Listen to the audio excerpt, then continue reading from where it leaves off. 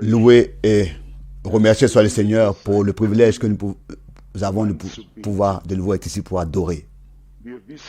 Nous savons en qui nous croyons. Nous savons qui nous a parlé. Et nous savons à qui nous parlons. Nous savons aussi où nous allons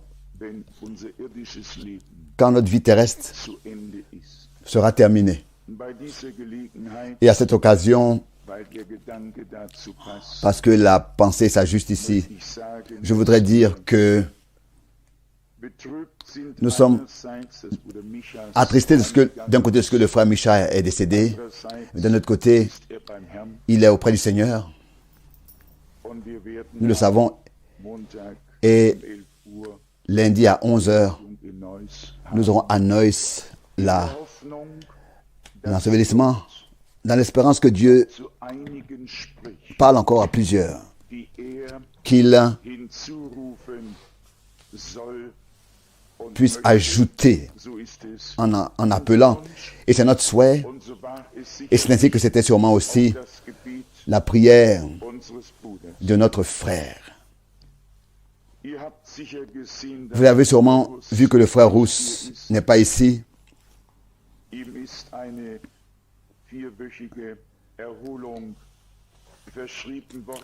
Il a été, on lui a prescrit un repos de 4 semaines et nous lui souhaitons ça réellement. Ce serait bien s'il aurait pu être ici, mais en pensée, il est sûrement parmi nous. Hier soir, nous avons écouté une parole merveilleuse. C'est une différence. Est-ce que c'est seulement une parole qu'on lit et qu'on dit plusieurs choses là-dessus, ou bien alors on lit une parole et on remarque que Dieu, par la parole, personnellement nous parle. C'est une très grande différence. Chacun peut lire une parole et dire quelque chose là-dessus. Parler de cette parole. Mais rien ne s'est passé encore en faisant cela. Mais quand la parole de Dieu est lue et que l'Esprit de Dieu la vivifie, la rend vivante, et que vraiment, par cela, Dieu lui-même parle, alors c'est le moment où nous devons écouter ce que l'Esprit, par la parole, dit. Je voudrais aujourd'hui continuer, et le frère Schmidt a déjà lu une parole comme introduction qui s'ajuste exactement à cela, à ce sujet. Alors que j'étais assis là-bas, la pensée m'est venue. Détends tes bras devant Dieu parce que le temps aujourd'hui est comme il était autrefois. Le peuple a été convoqué et de la parole il est lu et Dieu accorde la clarté et révèle ce qu'il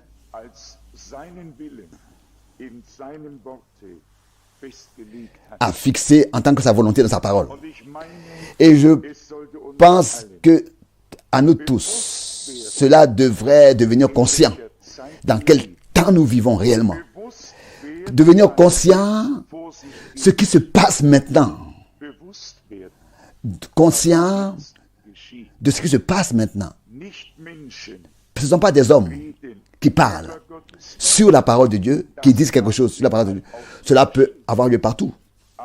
Ça peut être le cas partout. Mais parmi le peuple de Dieu, c'est Dieu lui-même, personnellement, qui nous parle par sa parole révélée. Il l'a vivifié, sa parole, par son Saint-Esprit, par son Esprit.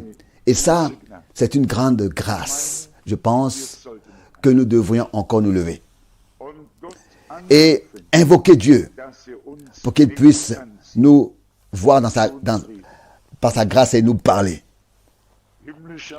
Père céleste, nous venons devant ta sainte face. Nous ne sommes pas Esdras et Néhémie. Nous ne sommes pas Pierre ou Paul.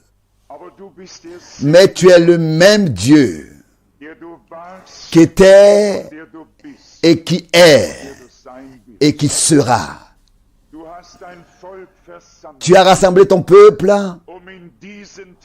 pour dans ces jours parler avec nous, Seigneur des armées, Éternel des armées, Éternel Sébaoth. Nous te demandons ta présence, Seigneur. Fais que le ciel puisse descendre sur terre et que toi-même tu sois parmi nous. Bénis-nous. Que tout le reste soit mis dehors de nos cœurs et de nos pensées.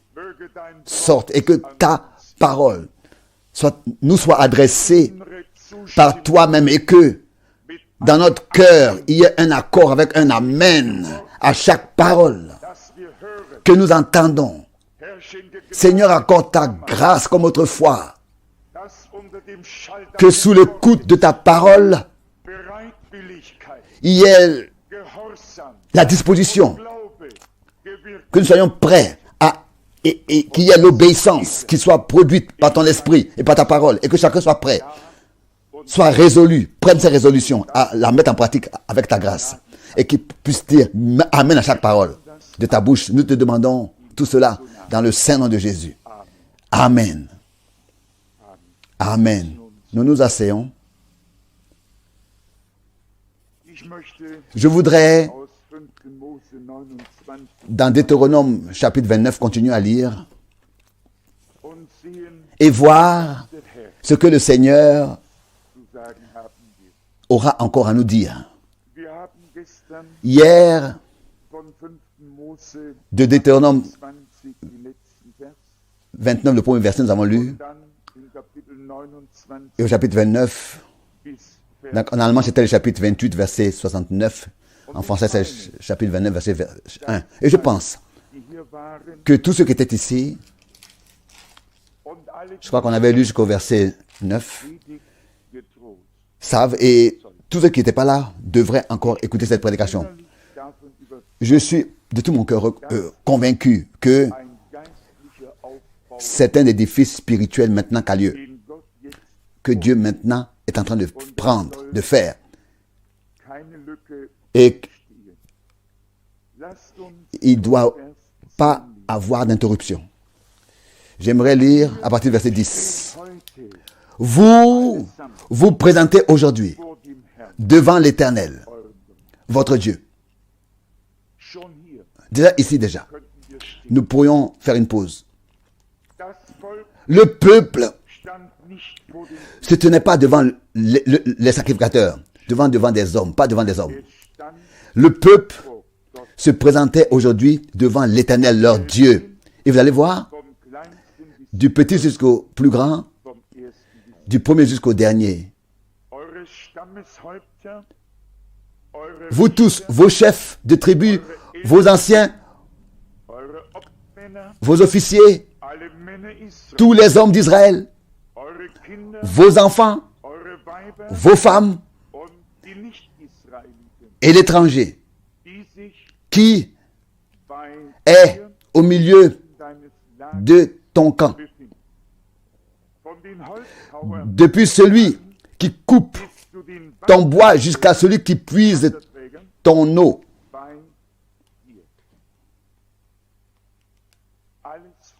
Tout le peuple était présent devant l'Éternel, rassemblé. Même ceux que Dieu a ajoutés, qui n'étaient même pas des Israélites, qui étaient des étrangers. Cela veut dire, même si des incroyants, dans ce temps, quand Dieu l'exécute, sont là, où Dieu parle, il va les ajouter à son église, à son assemblée, et va les soumettre à sa parole et à sa volonté. Vos chefs, vos tribus, vos anciens, vos officiers et tous, aujourd'hui, vous vous présentez aujourd'hui tous devant l'Éternel votre Dieu. Personne était devant l'autre en tant que juge qui se serait assis quelque part. Personne s'était assis devant un chef de tribu qui donnait des ordres. Personne était au-dessus de l'autre. Tous. Du plus grand chef de tribu, du juge, jusqu'à celui qui porte l'eau et qui taille le bois. Tous étaient au même niveau, rassemblés devant le Seigneur, leur Dieu. Et tous ont reconnu qu'il n'y a qu'un seul qui peut avoir quelque chose à dire et qu'il y en a un seul qui est parmi eux chef et juge, l'Éternel leur Dieu. À partir du verset 12.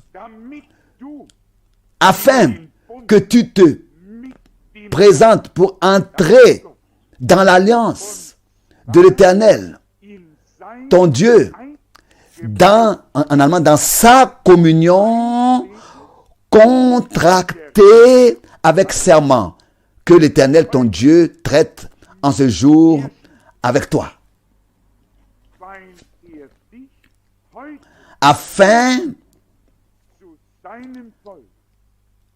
en allemand, parce qu'il t'établit aujourd'hui pour être son peuple et être lui-même ton Dieu au milieu de toi, comme il te l'a dit et comme il l'a juré à tes pères Abraham, Isaac et Jacob. Hier, nous avons considéré que 40 ans étaient passés. L'alliance contractée depuis ce temps que nous sommes en train de considérer ici, au chapitre 29, avait eu lieu déjà il y a 40 ans. Maintenant, quelque chose de particulier devait avoir lieu. Le peuple d'Israël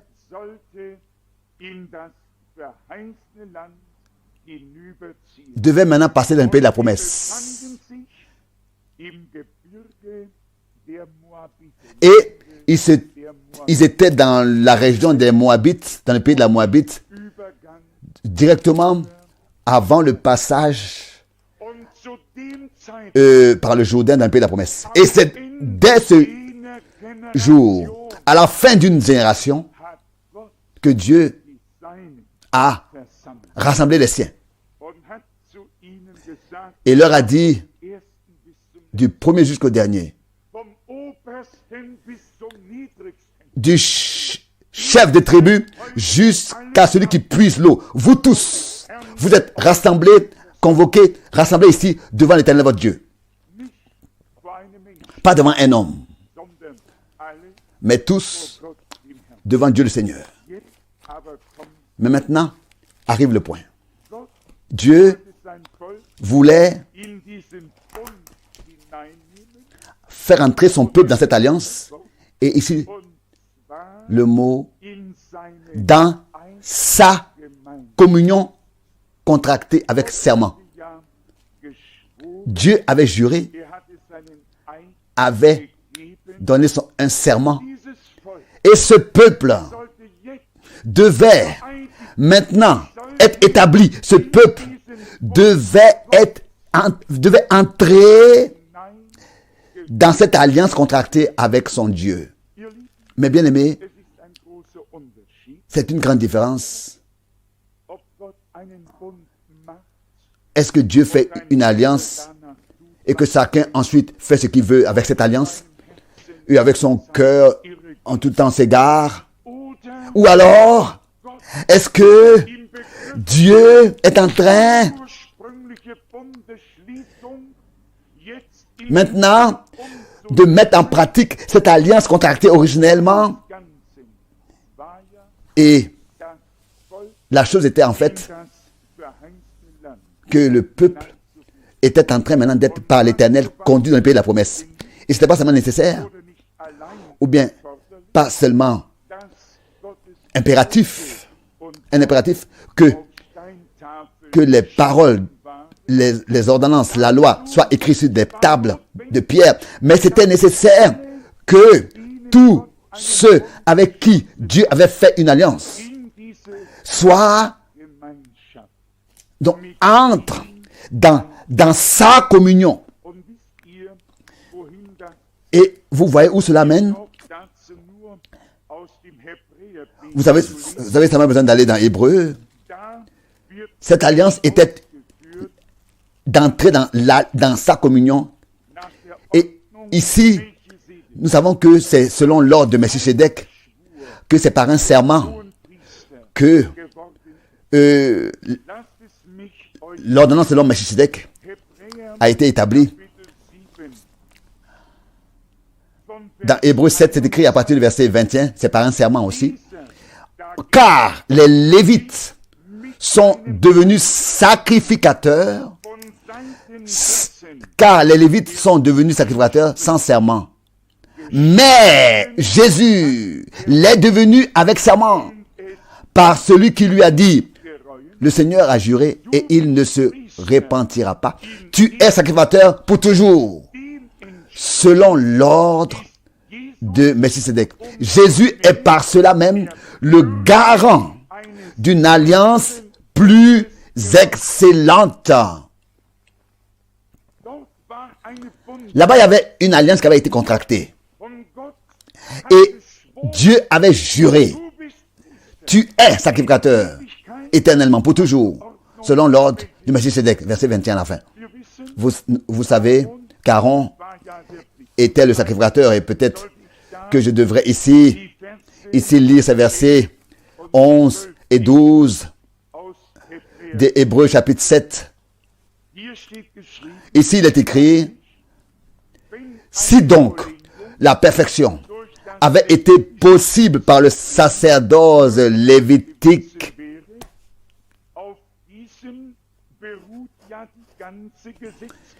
car c'est sur ce sacerdoce que repose la loi donnée au peuple, était-il encore nécessaire qu'il paraisse un autre sacrificateur selon l'ordre de Melchisédek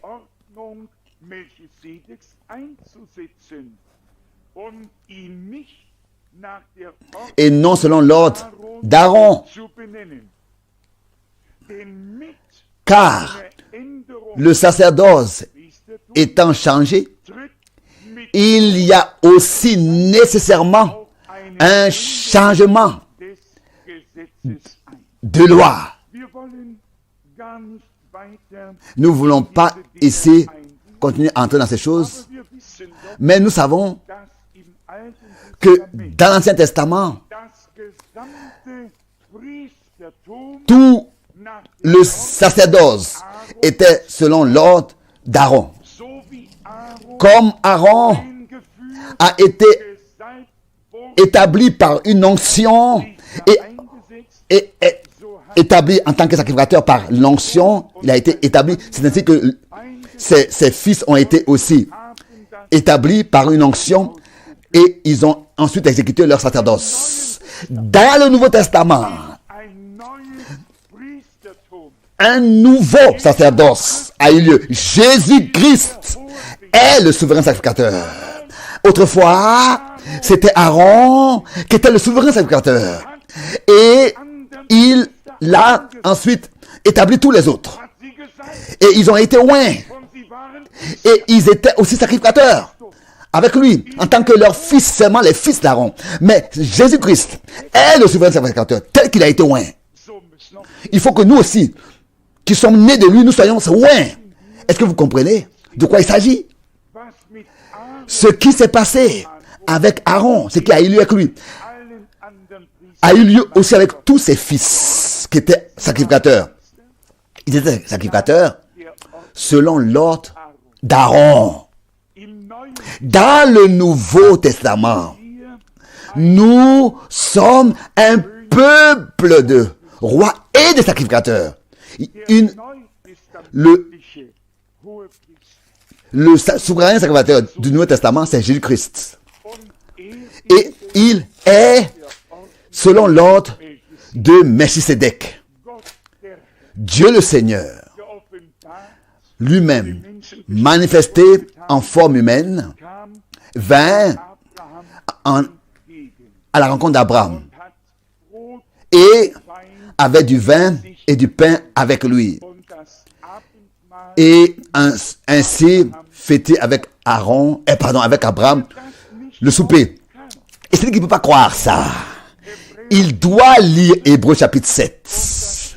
Et il est écrit que quand on interprète son nom, il est roi de Salem, roi de justice, roi de paix. Et qu'il y a quelqu'un qui pourrait être désigné roi de justice? Sûrement pas. C'est écrit dans le psaume: levez, ouvrez-vous vos portails, car le roi d'honneur veut entrer. Et la question a été: qui est le roi de justice? Le Seigneur, puissant en bataille, il est le roi d'honneur. Il s'agit de plus que nous puissions en ce moment comprendre. Ici, le peuple d'Israël devait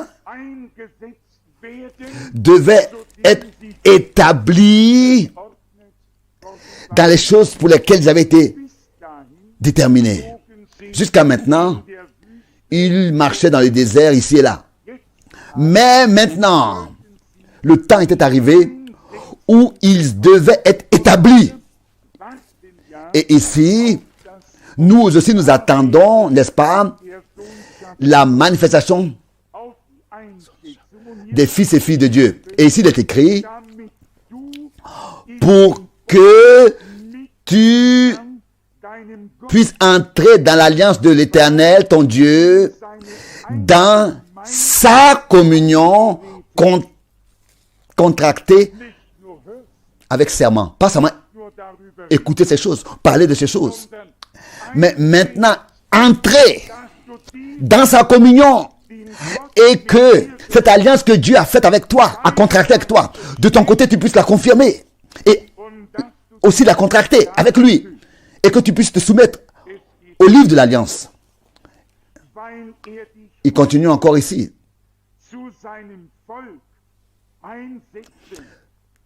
Au verset 13, afin de t'établir aujourd'hui pour son peuple et d'être lui-même ton Dieu, et parce qu'il veut être lui-même ton Dieu, et parce qu'il veut lui-même être ton Dieu. Nous pourrions aller dans Exode chapitre 12 et il est écrit que l'assemblée d'Israël est sortie de l'Égypte.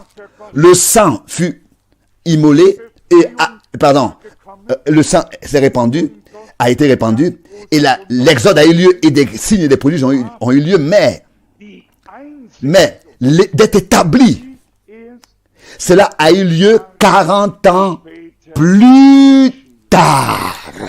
Ici au chapitre 29 de Deutéronome.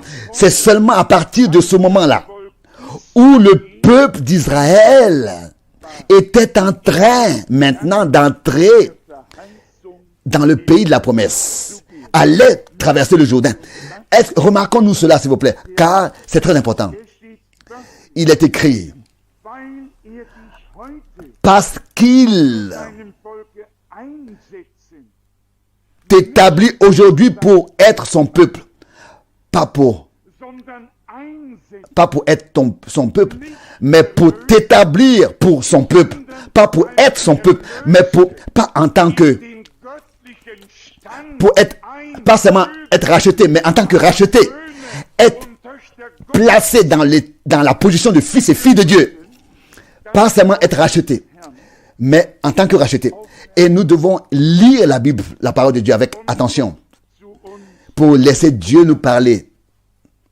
Il ne s'agissait pas maintenant qu'il devienne son peuple, mais en tant que son peuple, il devait être établi. Le Seigneur veut aujourd'hui maintenant nous établir. Il ne s'agit pas seulement de dire que Dieu a établi dans l'Église, c'est vrai. Au commencement, Dieu a établi. À la fin, il faut que Dieu aussi établisse dans l'Église. C'est pas possible autrement. Et là où Dieu ne peut pas établir, là, il n'y a même pas d'édifice possible pour de l'église, d'édification, de perfectionnement. Nous pouvons faire tout ce que nous voulons, mais Dieu, par cela, nous n'avons pas pu rendre un service à Dieu. Au contraire, nous lui sommes seulement un obstacle. Là où Dieu a des intentions, veut faire quelque chose, il va d'abord mettre en pratique les ordres qu'il a donnés. Les ordonnances, Dieu les avait déjà données il y a 40 ans auparavant, en ce qui concerne Israël. Mais le peuple, jusqu'à ce jour, dans Deutéronome 29, n'avait pas encore reconnu, compris les intentions de Dieu. Leurs yeux étaient fermés et leurs oreilles étaient fermées. On a lu cela au verset 3 et 4. Et malgré tout, de Deutéronome 29, malgré tout, ils étaient le peuple racheté, sorti de l'Égypte. Mais, ils ne pouvaient pas encore recevoir un devoir, une responsabilité. Ils ne pouvaient pas encore exécuter et mettre la parole de Dieu en pratique et faire les objectifs pour lesquels ils étaient sortis d'Égypte. À quoi est-ce que ça leur a servi d'être sortis de l'Égypte et que pendant 40 ans, leurs souliers étaient restés intacts, leurs vêtements, et que Dieu les nourrissait. S'ils se sont égarés dans les déserts et tournaient en rond, et que pendant ce temps, ils ont même murmuré tout, et ils se plaignaient, ils faisaient que se plaindre. À quoi est-ce qu'un peuple qui murmure sert à Dieu? Un peuple qui s'égare sert à Dieu, qui n'a pas encore donné et pris, encore compris la direction qu'il leur montre par la colonne de feu à suivre. Ici, un nouveau jour s'était levé, un nouveau temps, une nouvelle époque. De s'égarer, le temps était arrivé, c'était fini, c'était terminé. Le pays, la promesse maintenant était devant eux. Il fallait traverser le Jourdain. Et maintenant, Dieu voulait faire entrer son peuple dans sa communion contractée par serment. Cette alliance était une communion avec lui, avec son peuple, entre lui et son peuple. Quand je dis serment, entre son peuple, avec le livre de l'alliance, le mot serment, vous savez ce que ça veut dire? Il ne s'agissait plus maintenant de faire ce qu'on veut, de regarder. Mais ce qui a été dit dans le livre de l'alliance a été dit. Et cela était vrai et devait être mis en pratique. Et ce peuple était prêt à se soumettre à l'alliance contractée. Parce que aujourd'hui, il veut établir en tant que son peuple et être lui-même ton Dieu comme il te l'a promis et comme il l'a juré à tes pères Abraham, Isaac et Jacob. En allemand, comme il te l'a promis. Dieu pour tout a un temps bien précis. Et il n'y a aucun homme qui pourrait influencer Dieu dans ce qu'il fait, dans son œuvre. Mais quand l'heure de Dieu frappe pour quelque chose de bien précis et que le jour est venu que le Seigneur a fait pour quelque chose, alors nous devons prêter l'oreille à ces choses et nous devons de tout notre cœur avoir un amen, accepter ces choses et dire Seigneur, c'est ainsi, que ainsi soit-il. Je veux apporter ma contribution à ces choses. Je veux de mon côté aussi contracter cette alliance. Vous savez comment c'était du temps parmi les critiques, quand les sacrificateurs exécutaient leur sacerdoce, leur service, et qu'il y avait quelque chose qui se passait. C'était quelque chose d'important, mais pas si important que quand dans un temps, quand Dieu faisait parmi son peuple l'histoire du salut. Au moment où Dieu a envoyé des prophètes pour révéler sa volonté nouvellement.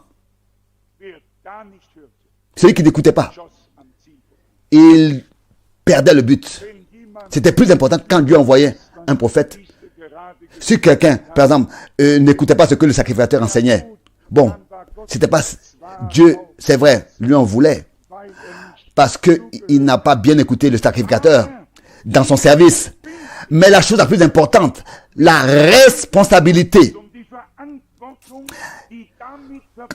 qui est liée avec la désobéissance de la prédication d'un prophète envoyé de Dieu. Que nous en soyons conscients. Vous savez, partout dans les siècles passés, il a été prêché, des hommes sont venus à la foi. Mais maintenant, à la fin des jours, Dieu a révélé sa parole et l'a élevé. Il nous a donné une vue prophétique, la vue d'un aigle dans les choses divines, et ce qui ne pouvait pas être vu auparavant. Cela nous semble aujourd'hui clair dans la lumière de la révélation divine de sa parole. Je le répète, quand les sacrificateurs prêchaient et exécutaient leur service et que les scribes et pharisiens aussi apportaient leurs interprétations, bon, celui qui n'écoutait pas n'a peut-être pas manqué de beaucoup de choses. Mais au moment où Jean-Baptiste apparaissait, la chose était obligatoire pour tous ceux qui prêtaient l'oreille. C'était une responsabilité de mettre ces choses en pratique pour tous ceux qui l'écoutent. On ne peut pas dire, bon, ça c'est un homme qui a parlé, bon, j'ai pas besoin d'écouter. Non. Non, c'était Dieu qui parlait par cet homme. À partir du moment où c'était un prophète. Et au moment là, il y avait une responsabilité avec cette parole de Dieu adressée au peuple de Dieu. Ici, dans Hébreux 7, mes yeux tombent encore au verset 28. En effet, la loi établit souverain sacrificateur des hommes sujets à la faiblesse. Mais la parole du serment qui a été fait après la loi établit le Fils qui est parfait pour l'éternité. La parole du serment établit un Fils qui est en même temps sacrificateur, mais pas seulement souverain sacrificateur, mais il est aussi Fils par la parole du serment. Et cela il est parfait éternellement. Parfait, il est parfait selon le modèle du souverain sacrificateur de Jésus-Christ qui en tant que Fils de Dieu, selon l'esprit de puissance et de sainteté. Romains 1, verset 4. Et si lui, il est déjà parfait pour l'éternité, alors tous ceux qui lui obéissent et qu'il a racheté et qui lui obéissent et qu'il a établi comme sacrificateur, comme lui, car selon la loi de Dieu, tout produit selon son espèce. Donc, ils sont aussi établis selon son espèce. Autrefois, selon l'espèce d'Aaron, les fils d'Aaron. Mais maintenant, selon l'espèce de Jésus-Christ, établi en tant que sacrificateur. N'était pas écrit dans le psaume 110, peut-être le verset 4 ou 5. Tu es sacrificateur, éternellement, pour toujours, selon l'ordre de Melchisédek. Ici, il s'agit pour moi de ce mot-là, le serment. Parce que Dieu ne pouvait pas jurer par un plus grand que lui. Il a juré par lui-même. Et avec cela, il a voulu dire que mes décisions sont immuables. Ce que j'ai dit, cela reste valable. Il s'est porté garant. Est-ce que ça n'est pas merveilleux? Est-ce que là, notre foi ne peut pas être comme une ancre et nous recevons par cela un puissant encouragement sans que personne, dans le moindre des choses, pourrait changer quelque chose? Il peut essayer. Mais rien ne va se passer par cela. Cela reste valable. Notre Seigneur est le garant de la nouvelle alliance. Il a pris sur lui la garantie. Il nous assure la garantie. Et celui qui est endetté, notre garant, est capable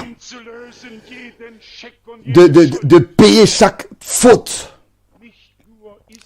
Pas seulement qu'il est capable, il a déjà fait. Il a déjà payé le prix pour toi et pour moi. Il s'est porté garant. Et dans le jour du jubilé, l'année du jubilé, la prédication, la proclamation a été faite que tous ceux qui sont endettés étaient délivrés. Mais écoutez, ce qui maintenant à ces gens-là, et je vous demande d'accepter cela en tant qu'un enseignement qui vient du Seigneur,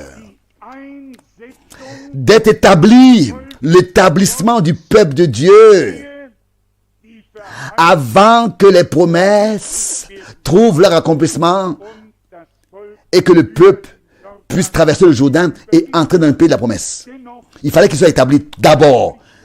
Mais c'était lié à des obligations. Au verset 15. Mais c'est avec ceux qui sont ici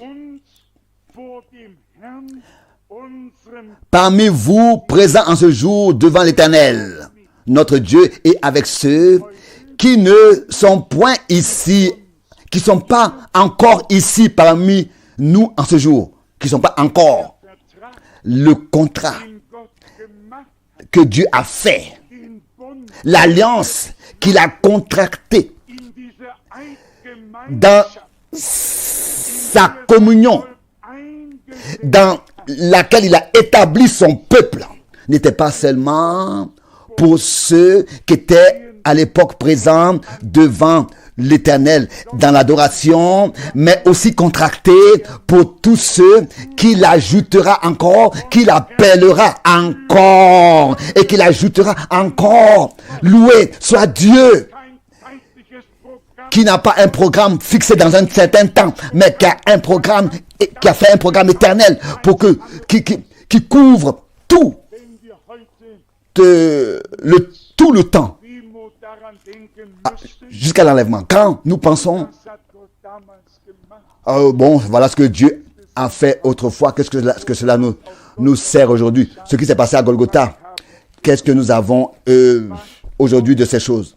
Ce que Dieu a fait autrefois et ce qu'il a fait à Golgotha, c'est fait pour toujours, pour tous les âges dans le futur, et c'est valable pour tous ceux qui dans les âges qui vont suivre lui appartiendront.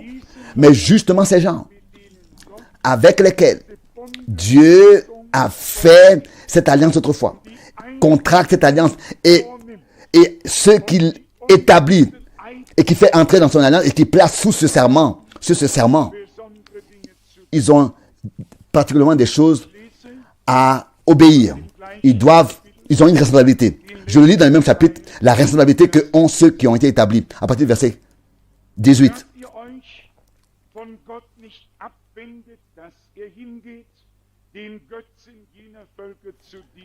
Qu'il n'y ait parmi vous ni homme, ni femme, ni famille, ni tribu, dont le cœur se détourne aujourd'hui de l'Éternel, notre Dieu, pour aller servir les dieux de ces nations-là, qu'il n'y ait point parmi vous de racines qui produisent du poison et de l'absinthe. Pour la première fois dans ma vie, j'ai pris le dictionnaire pour ici lire la signification de cette parole, parce que je voulais exactement savoir qu'est-ce que c'est que l'absinthe. C'est une plante qui n'est pas connue de tous comme ça dans un jardin. Et il est écrit dans le lexicon que c'est un poison. C'est un poison. L'absinthe, c'est un poison. Ce que Dieu a fait sortir d'Égypte, avec qui il a contracté une alliance, qui ont marché avec lui pendant une époque de 40 ans et qui étaient arrivés jusqu'à ce point après 40 ans, où maintenant il s'agit de traverser le Jourdain et entrer dans un pays de la promesse. C'est à eux là qu'il donne des ordres bien précis, des instructions, et ces instructions doivent être mises en pratique, doivent être observées. Que personne, après avoir entendu qu'il n'y ait parmi vous ni homme ni femme, qu'il n'y ait aucune racine qui produise du poison. Ici, c'est pas seulement dit, c'est ma racine. Il y a 3 mots, l'une après l'autre, l'un après l'autre, qu'un homme utilise seulement quand il veut montrer à celui à qui il parle l'importance de ce qu'il dit. Ici, il utilise 3 mots. Qu'il n'y ait point parmi vous, pas de racine. Avez-vous tous lu? Ou bien je suis le seul qui lit? C'est ici que c'est écrit dans la parole de Dieu.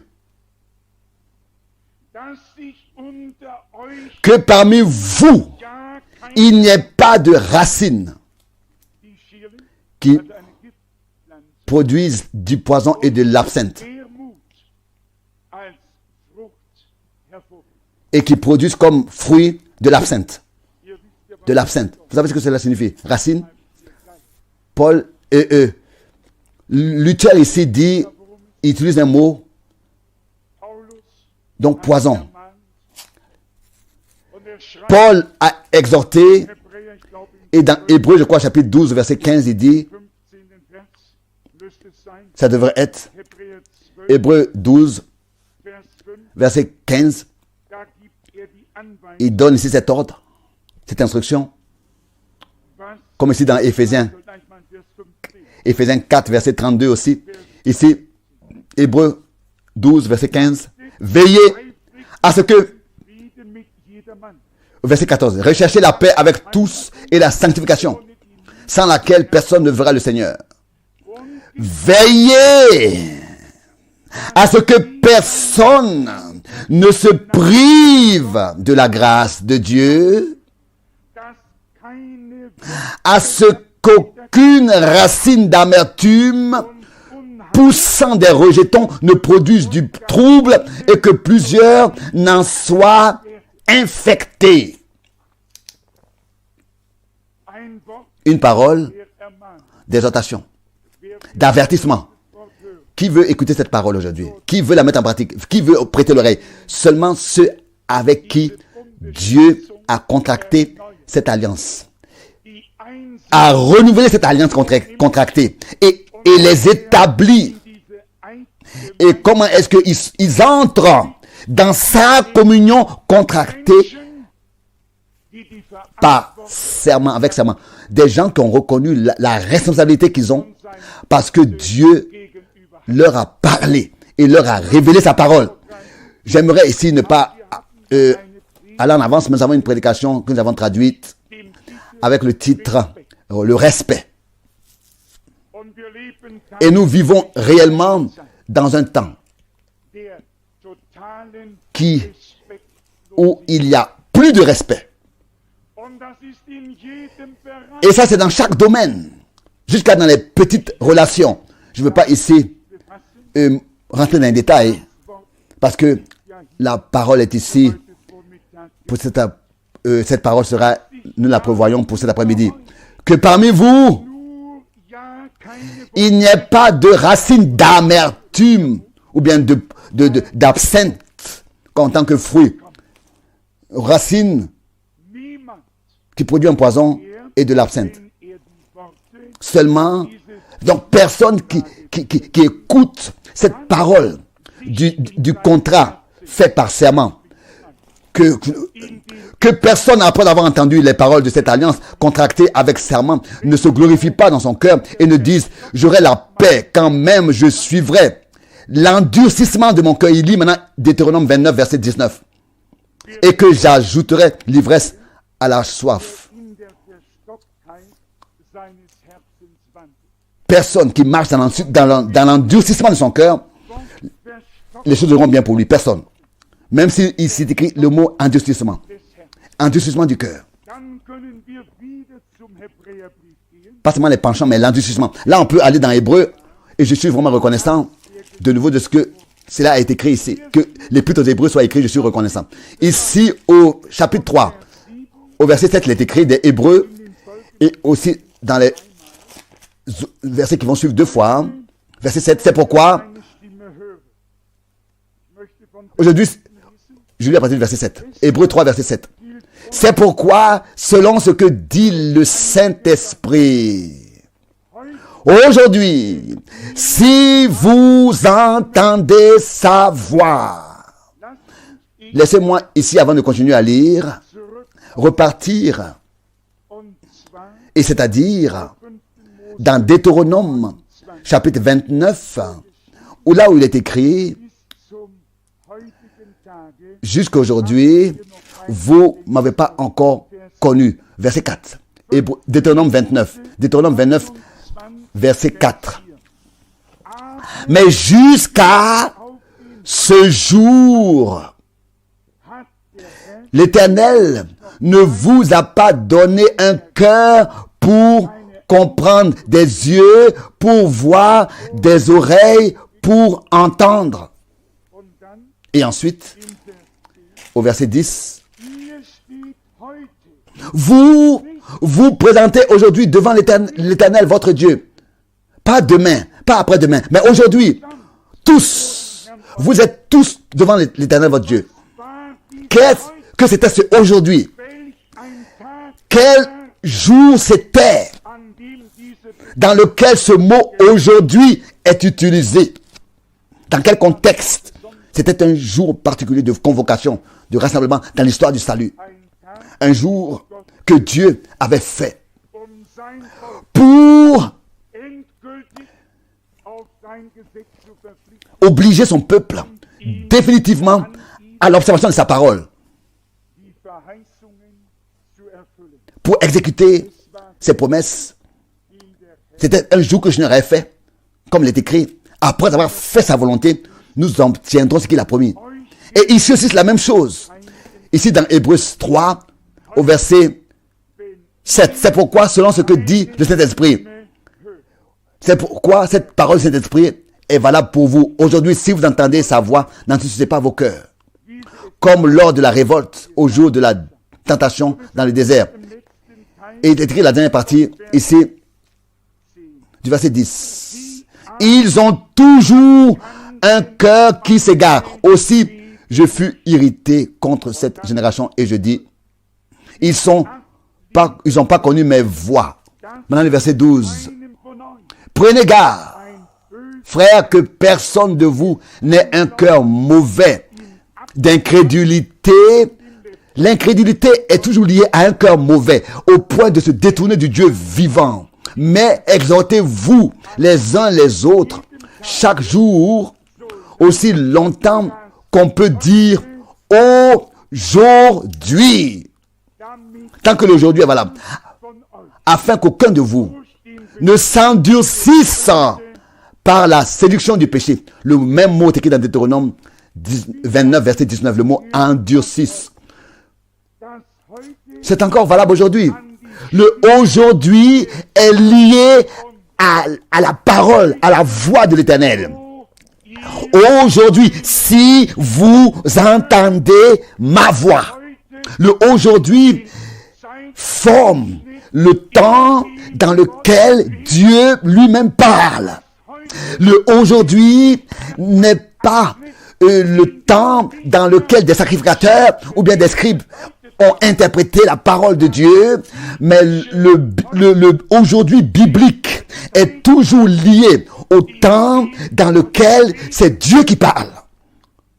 C'est toujours lié à la voix de Dieu. Et si nous chantons, ceci est le jour. Ceci est le jour que le Seigneur a fait. Alors nous savons ce qui est lié à cela. Pas un jour qui appartient aux organisations ou bien aux dénominations, mais le jour que le Seigneur a préparé pour son peuple.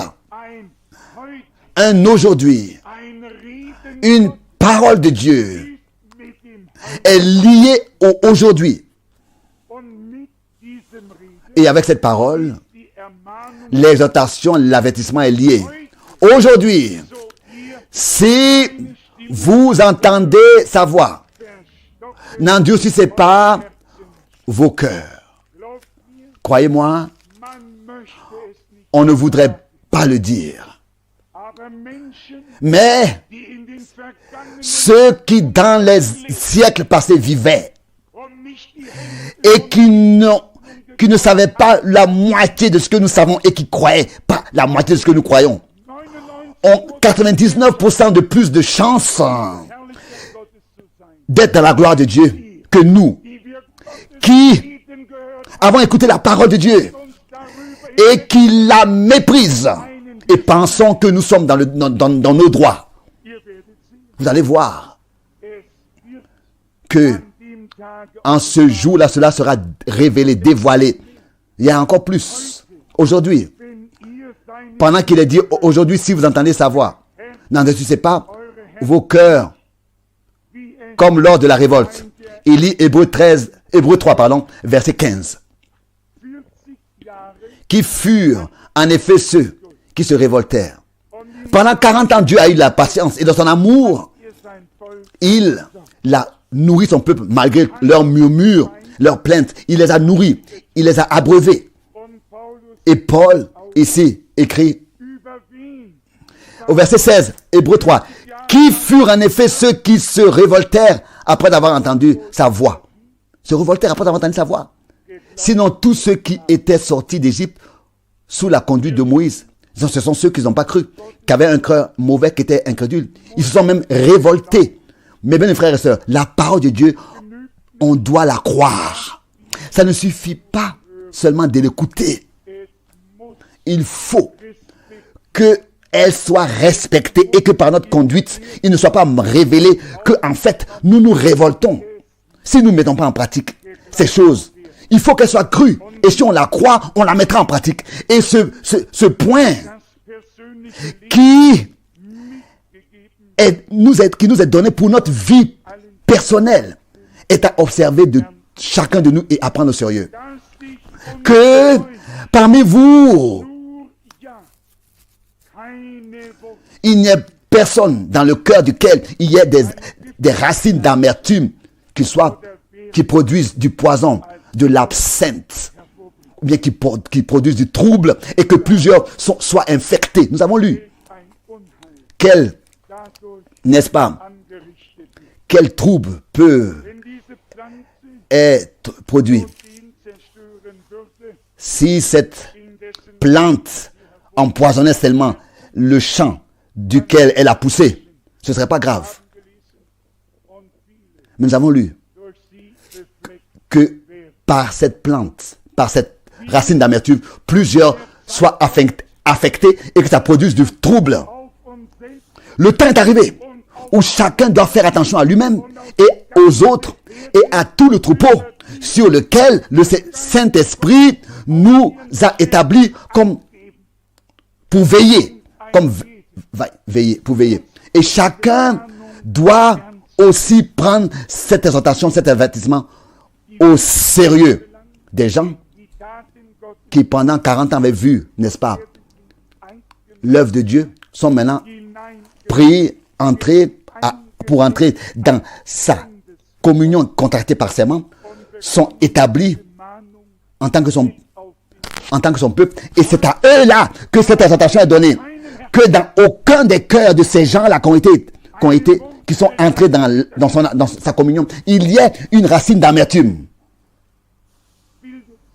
qui se forme, qui se produise et qui apporte du trouble pour détruire. Veillons à cela.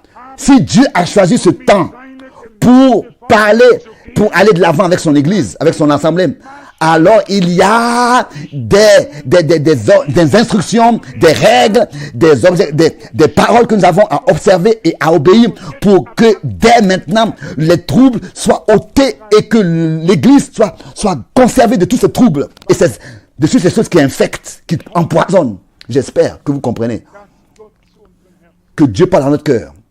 Sinon nous nous égarons dans notre cœur, c'est tout dans le cœur.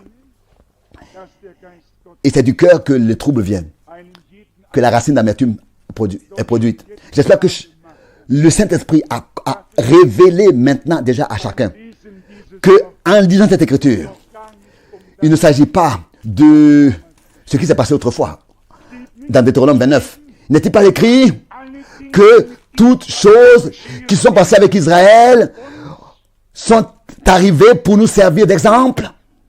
Et elles ont été même écrites pour notre instruction à nous qui sommes parvenus à la fin des siècles. 1 Corinthiens 10, verset 11. Ce qui s'est passé autrefois se répète dans nos jours. Il y en a, comme il est écrit ici,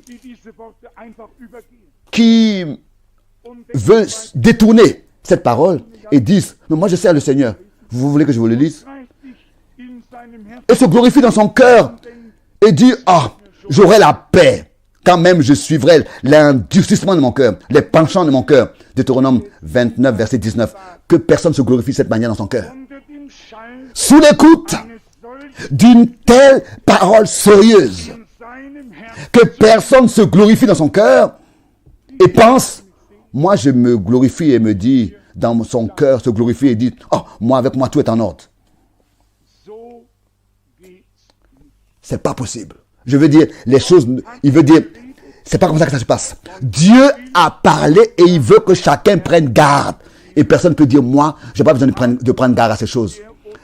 Est-ce que nous n'avons pas plus ou moins constaté et entendu quel trouble peuvent être produites quand de telles choses sortent de l'amertume des cœurs? Est-ce que ce n'est pas d'une grande importance que le cœur soit labouré, retourné, défriché et que tout ce qui peut être encore dans le cœur avec la racine soit déraciné? Et que ce que le prophète Jérémie a dit, n'est-ce pas, dans Jérémie 4, verset 3 à 4, défrichez-vous un champ nouveau et ne semez pas parmi les épines. Circoncisez-vous pour l'Éternel. Circoncisez vos cœurs. Jérémie 4, verset 3 à 4. Dieu aura une église qui n'a pas jamais racheté, qui n'a pas jamais sauvé et qui l'a conduit, avec laquelle il s'est donné tant d'efforts. Mais, il se donne tant d'efforts. Mais une église qu'il peut établir, qu'il peut utiliser. Car il s'agit du ministère de l'église. Éphésiens 4, verset 12. Avec laquelle il peut achever son œuvre, son plan. N'avons-nous pas lu hier que le peuple d'Israël est revenu? Mais il devait travailler dans le pays de la promesse. Dieu a une église, mais dans cette église, il a établi. Et cet ordre divin doit de nouveau être restauré. Ensuite, il est dit, Deutéronome 29, verset 20. L'Éternel ne voudra point lui pardonner. Un tel homme, l'Éternel ne voudra point lui pardonner. Verset 20. Non. Mais la colère de jalousie de l'Éternel s'enflammeront contre cet homme.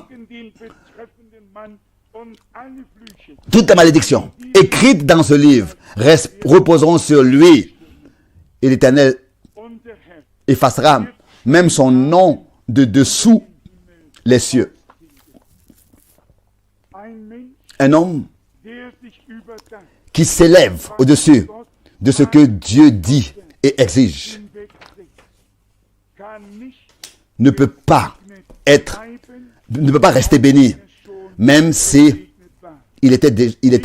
même s'il était béni, il ne peut pas rester béni. Au verset 24, il est écrit, toutes les nations diront, poseront la question, pourquoi l'Éternel a-t-il ainsi traité ce pays? Pourquoi cette ardente, cette grande colère? Deutéronome 29, verset 24, verset 25 maintenant, et l'on répondra, c'est parce qu'ils ont abandonné l'Éternel. C'est parce qu'ils ont abandonné l'alliance contractée avec eux par l'Éternel, le Dieu de leur père, lorsqu'il les fit sortir du pays d'Égypte. Verset 25. L'alliance contractée a comme contenu la bénédiction. Celui qui la méprise, qui l'abandonne, en ne mettant pas en pratique, comme c'est écrit au verset 9, les paroles de l'alliance, sur lui demeure la colère de Dieu. Et nous ne voulons pas tomber dans la colère de Dieu. Nous voulons être bénis de toute bénédiction que Dieu a promis dans l'Ancien et le Nouveau Testament à Abraham, Isaac et Jacob. Tous les prophètes et tous les apôtres, nous voulons être en tant que son peuple de l'Alliance, en tant qu'un saint sacerdoce, en tant que fils et filles de Dieu, une race élue. Nous voulons être établis par notre Dieu pour le ministère de l'Église, comme Dieu veut l'avoir. Et c'est une alliance contractée dans sa communion, comme on a lu. Christ, en tant que souverain sacrificateur, il a été placé sous un serment. Dieu a juré et a dit, tu es sacrificateur pour toujours, en allemand, éternellement, selon l'ordre de Melchisédek. Nous, un sacerdoce, selon l'ordre de Jésus-Christ. Christ veut dire le oint. Si nous avons été oints, comme lui, il a été oint, alors nous sommes des chrétiens. Chrétien veut dire réellement oint. Christ était le oint. Jésus est son nom. Mais Christ, c'est le oint. Jésus le oint. Jésus-Christ.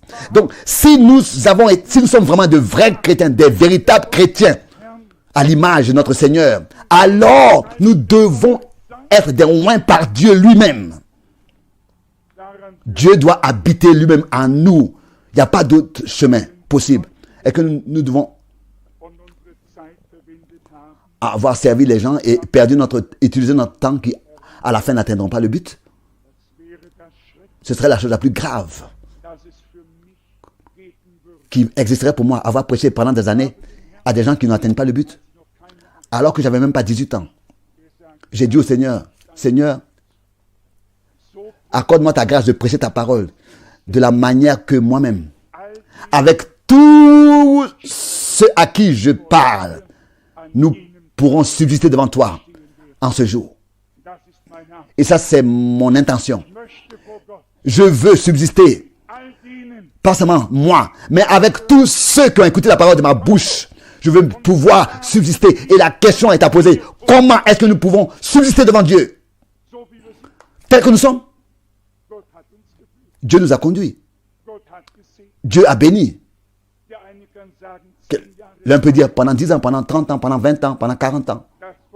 Le peuple d'Israël a pu dire la même chose pendant 40 ans. Ils ont été bénis, mais complètement à la fin. Avant que ces promesses s'accomplissent et qu'ils entrent et qu'ils traversent le Jourdain et qu'ils entrent en possession et qu'ils puissent entrer en possession de Canaan, Dieu a rassemblé son peuple, l'a fait convoquer. Et c'était comme une nouvelle alliance faite. Il a renouvelé l'alliance. Ce n'était pas seulement une alliance contractée et que le peuple ensuite est parti, mais une alliance contractée et le peuple a été pris et a traversé le Jourdain et est entré en possession de ce que Dieu avait promis. C'était devenu une réalité. Ce n'était pas une nouvelle alliance, c'était un renouvellement de l'alliance faite il y a 40 ans. C'était de leur rappeler l'alliance faite, ce que Dieu avait fait autrefois, à la fin maintenant de leur marche. Mais bien aimés, il n'y a pas d'autre évangile, il n'y a pas d'autre message, il n'y a pas d'autre alliance en dehors de l'alliance que Dieu a contractée avec nous en Jésus-Christ, son Fils engendré par lui. Ça, c'est une alliance éternelle.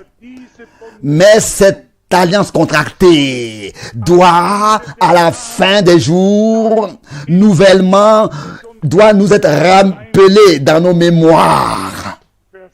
Rassemble-moi, mon peuple, psaume 50, verset 5. Ce peuple avec lequel, mes fidèles avec lesquels j'ai fait l'alliance, qui ont fait l'alliance avec moi. Mes bien frères et sœurs, je vous dis, ça, c'est une directe continuité sous la conduite directe du Saint-Esprit de l'œuvre de Dieu. Que Dieu, par sa grâce, nous laisse recevoir. Aujourd'hui, dans cette époque dans laquelle Dieu parle, n'endurcissons pas, ne fermons pas nos cœurs. Ne pensez pas à vous-même. Ah, j'aurai la paix. Je peux marcher dans le penchant. Je loue le Seigneur dans mon cœur. Je peux marcher. Il y en a beaucoup qui le pensent, qui pensent en eux-mêmes, qui se glorifient, qui disent, ah, les choses seront bien pour moi. Je suis en relation avec Dieu. Je vis avec lui. Je suis en communion avec lui. Je ne vais pas douter à ça. Mais aujourd'hui, il ne s'agit pas de ce que toi tu penses, de ce que toi tu dis. Aujourd'hui, Dieu exige son troupeau et revendique son troupeau racheté par le sang, par lequel il a fait, avec lequel il a fait une alliance sur la croix à Golgotha. Il a contracté une alliance sur la croix à Golgotha. Il exige que ce peuple-là, dans l'obéissance et dans la foi, se tienne à sa disposition et dans cette alliance contractée-là, soit pour son Dieu, avec tout son amen, et dit, Seigneur, je me place sous la même parole, sous le même serment, sous lequel toi, tu as été placé, alors qu'il a été dit, tu es souverain sacrificateur selon l'ordre de Melchisedec. Celui qui, et que cela ne serait pas quelque chose de merveilleux, si Dieu pouvait nous oindre de cette manière, selon l'espèce de Jésus-Christ, lui-même qui a pu dire, mais voici, pour faire ta volonté, nous ne savons qu'Aaron avait de l'huile qu'il a renversé sur ses fils et il a oint. Qu'est-ce que le Seigneur a fait? Alors qu'il a été baptisé au Jourdain, le ciel s'est ouvert et l'Esprit est descendu. Il a été oint et l'Esprit est resté sur lui. Que fut l'annonce le jour de la Pentecôte? Cette promesse est pour vous et pour vos enfants et pour tous ceux que le Seigneur appellera en aussi grand nombre. Je voudrais une onction selon l'espèce du souverain sacrificateur. La même espèce d'onction de Jésus-Christ mon Seigneur. Tel que le sacrificateur dans l'ancienne alliance avait le droit d'être oint de la même espèce qu'Aaron. De la même manière qu'Aaron, le souverain sacrificateur, c'est ainsi que nous, dans le Nouveau Testament, en tant que peuple de Dieu, une race élue, un sacerdoce royal, une nation sainte, un peuple à qui nous avons le droit d'être oint de la même espèce que notre souverain sacrificateur, Jésus-Christ, le Fils de Dieu. Car pour finir, nous sommes fils et filles de Dieu. Nous le sommes devenus. Êtes-vous heureux de votre position? Ça, c'est la sainte parole de Dieu. Et je suis heureux de ce que Dieu a contracté cette alliance et la renouvelle et la place sur le chandelier. Et c'est le bonheur de son peuple. Et si, même pendant 40 ans, nous nous sommes égarés, à la fin, cela aura servi à quelque chose. Si nous prêtons l'oreille à la voix de l'Éternel et nous le mettons en pratique, sa volonté, nous faisons sa volonté. Et nous voyons ensuite l'accomplissement de ce qu'il a promis. Comme c'est écrit, après avoir fait sa volonté, nous obtenons ce qu'il a promis. Hébreux 10, verset 36. Ensuite, maintenant, le verset 29 de Deutéronome 29. Les choses cachées sont à l'Éternel,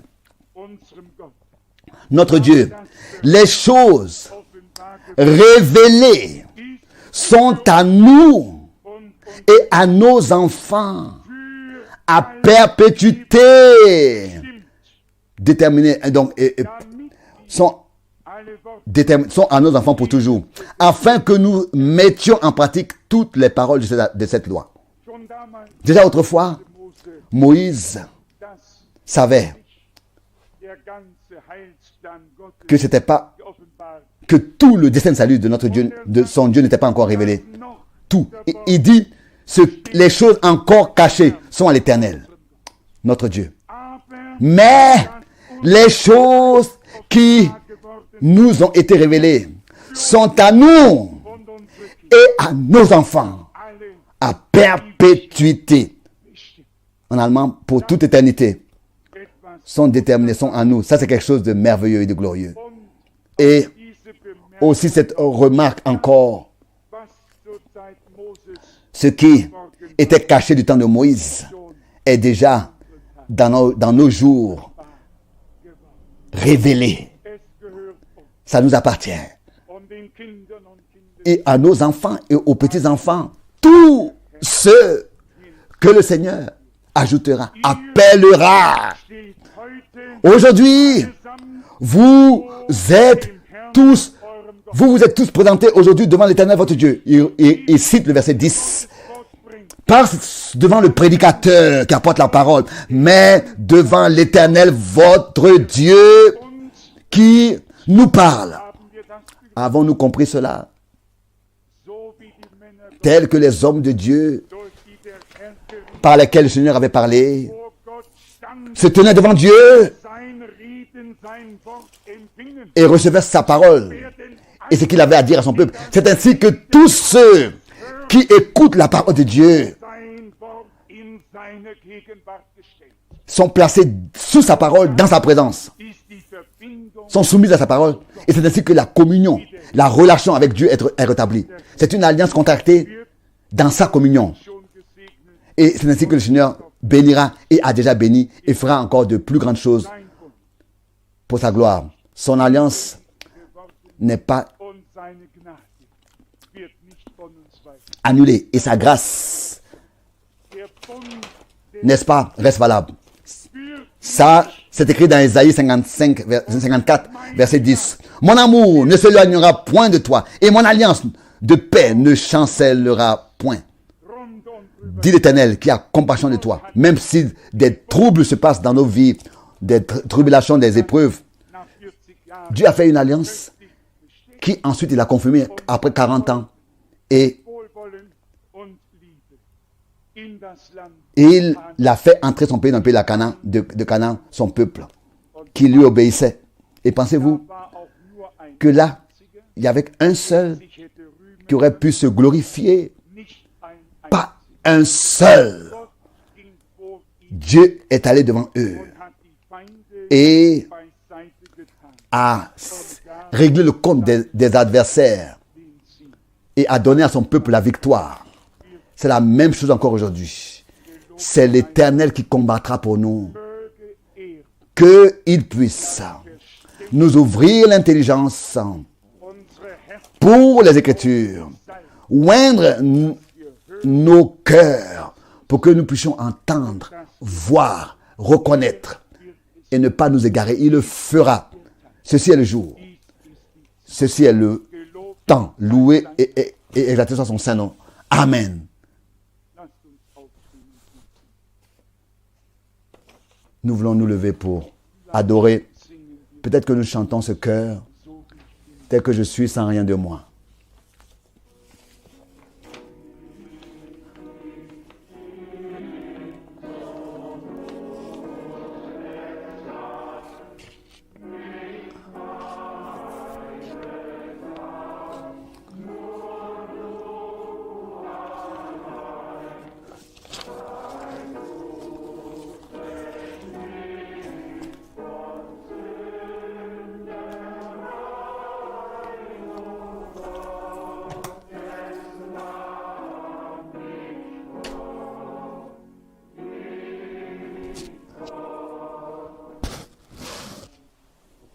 Glorieux Golgotha.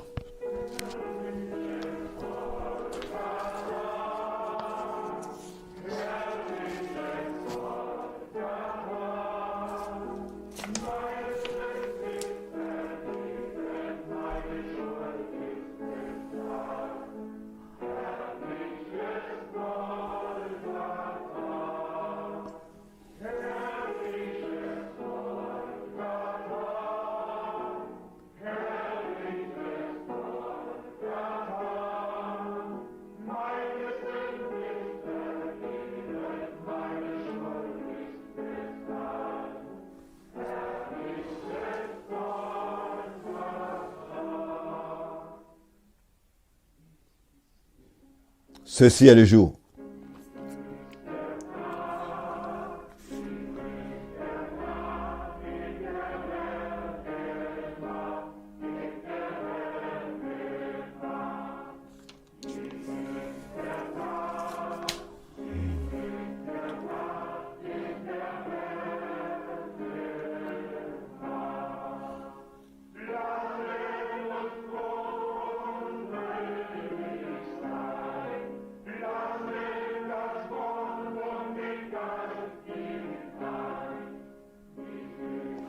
Ceci est le jour que le Seigneur a fait.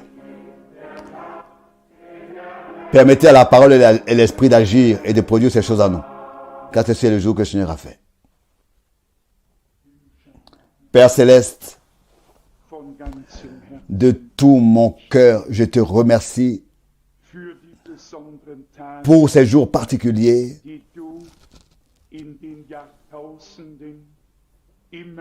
que dans ces siècles, tu as toujours de nouveau fait. C'était ton aujourd'hui. Ton temps était arrivé pour faire quelque chose de particulier. Et ainsi tu as fait ce jour. Tu as confirmé ta parole. Tu as béni ton peuple. Et tu t'es manifesté glorieusement. Dieu fidèle, nous te remercions de tout notre cœur pour la conduite de ton Saint-Esprit. Seigneur notre Dieu, devant mes yeux spirituels, je vois le déroulement de l'histoire du salut. Seigneur, ceci est le jour que tu as fait. Renouvelle ton alliance. Fais-nous entrer dans cette obligation de l'observation de ta parole, de livre de l'alliance. Que nous puissions garder toutes les paroles de l'alliance, les repasser dans nos cœurs, les recevoir dans nos cœurs et les mettre en pratique. Sanctifie-nous ainsi dans ta vérité. Ta parole est la vérité et confirme-la par en accompagnant de signes, prodiges et miracles. Nous t'adorons et nous te remercions de la profondeur de nos cœurs. Bénis-nous et avec nous tous ceux qui ne sont pas ici aujourd'hui. Oh Seigneur, dans toutes les villes, dans tous les pays, partout, tu connais les tiens. Tu connais ceux qui t'appartiennent et ceux qui t'appartiennent te connaissent. Alléluia. Loué et glorifié soit ton Saint-Nom. Seigneur, tu es souverain, tu es devenu souverain sacrificateur selon l'ordre de Melchisédek. Avec ton saint sang, tu es entré dans le sanctuaire céleste. Le voile dans le temple s'est déchiré et le chemin est libre. Nous sommes réconciliés avec Dieu, Seigneur. Et ensuite, tu as répandu ton esprit. Alléluia. Loué et remercié et honneur te soit apporté. Accorde-nous ta grâce. Que tu puisses nous délivrer intérieurement et nous rendre heureux et libres en esprit. Ton peuple d'Israël a dû oublier les 40 ans passés. Un nouveau jour Un nouveau temps était arrivé. Une nouvelle époque. Oh mon Dieu. Que nous puissions oublier ce qui est derrière nous et expérimenter un nouveau jour. Un nouveau jour a commencé. Une nouvelle époque a commencé. Et je te remercie et je te loue. Je loue ton merveilleux nom. Ton peuple de l'Alliance est rassemblé pour renouveler l'Alliance. Je te remercie pour cela. Et je te loue. Toutes les paroles de cette alliance doivent être accomplies, doivent s'accomplir. Alléluia. Dans le peuple de l'Alliance, honneur et gloire te soient apportés éternellement. Alléluia. Amen.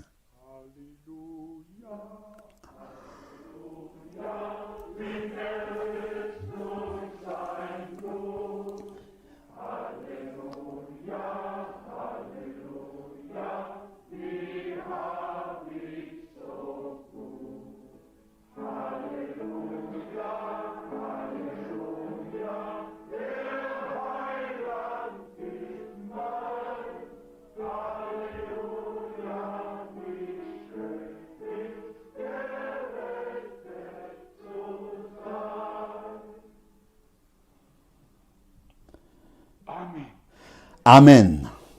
Amen. Nous nous asseyons.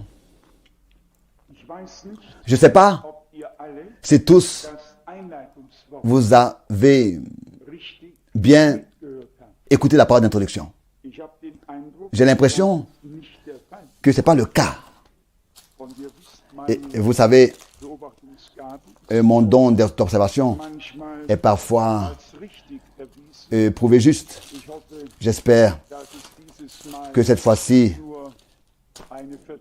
c'est devenu seulement une hésitation. Le frère Schmitt nous a lu que dans Néhémie 8, au verset 6, le peuple qui s'était rassemblé, qui écoutait la parole de Dieu, que après chaque passage, quand quelque chose arrivait, qui touchait leur cœur, une pensée qui était apportée, ils répondaient en levant les mains. Amen, amen. La même chose arrive maintenant. Et je vais vous dire, vous ne dites pas amen à celui que je tiens devant. Vous le savez tous. On n'a pas besoin de vous le dire. Néhémie 8, verset 6. Si quelqu'un dit amen, c'est à Dieu et à sa parole. Et alors, nous pouvons dire toujours amen. J'avais l'impression que le amen, même à la fin de la réunion, vient. Alors, on n'a même pas besoin cet après-midi de venir se réunir. Alors, on peut tout de suite dire c'est la dernière réunion pour ce week-end. Mais bien aimé, vous savez que nous donnons tout. Nous donnons entièrement. Mais nous voulons aussi que tous les autres vraiment comprennent que de tout leur cœur, ils ont à suivre. Il n'y a pas de marche solitaire. Pourquoi est-ce que l'autre, c'est de rassembler le peuple de Dieu? Si je pouvais atteindre le but seul, et si vous pouviez atteindre le but, alors vous pouviez pas besoin de venir ici et puis aller pêcher à la chasse ou bien à la pêche. Dieu rassemble son peuple maintenant. Il s'agit de rassembler, d'être rassemblé. Et il veut notre amen dans ton cœur et dans mon cœur à sa parole. Et si sa parole est adressée à nous et que les pensées précieuses de sa volonté sont révélées dans la prédication, alors vous pouvez dire amen à cela. Combien disent amen dans leur cœur? Ne montrez pas vos mains, mais je crois que c'est le cas. Vous dites le amen comme ça en vous. Bon, c'est bien aussi.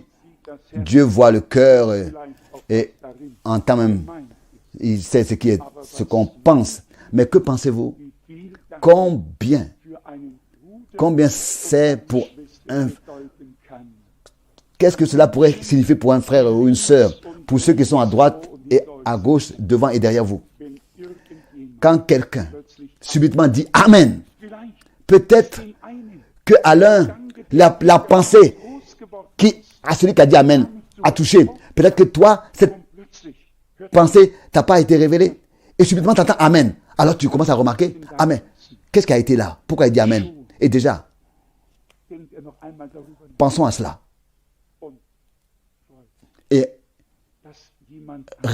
réjouissez-vous que quelqu'un d'autre suit et dit Amen. Suivait et a dit Amen.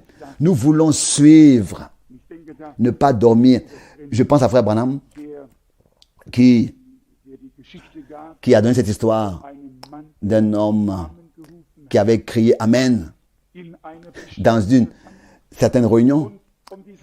Et cet homme, les gens ont appelé le diacre, les diacres, et ils ont dit faites-le sortir. Et à cela, l'homme de Dieu a dit, Frère Branham, mais vous pouvez aussi me faire sortir. Si je n'entends pas d'amen, vous pouvez aussi me faire sortir dans une réunion. C'est ainsi que est la chose. Alors, un accord de tout son cœur à Dieu et à sa parole. Ou bien alors, vous n'avez pas assez d'estime de ce que Dieu, dans ce temps, nous a rassemblés sous sa parole. Sous le coup de sa parole. Il parle avec nous. Je ne crois pas. Je m'excuse pour cette petite remarque. Mais ça ne doit pas être une correction, mais c'est juste une contestation. Une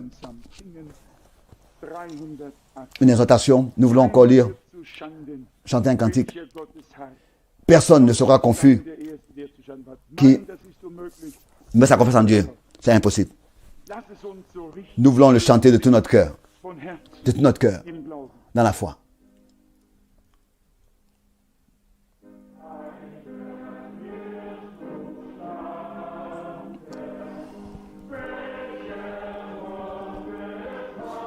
Personne ne sera confus qui met sa confiance dans le Seigneur.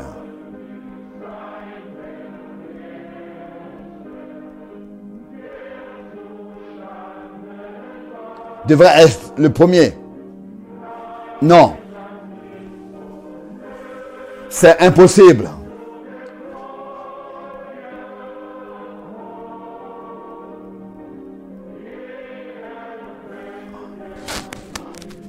Avant que le ciel s'écroule, jamais ta parole me décevra.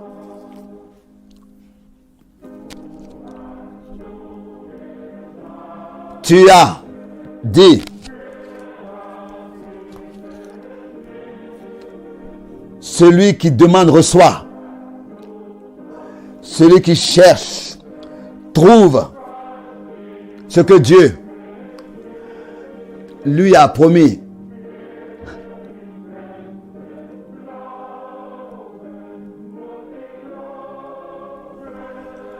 Celui qui frappe, il lui sera ouvert. Sans doute, il lui sera ouvert.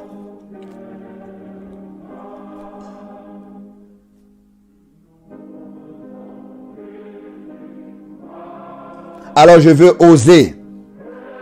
Seigneur, à ton ordre.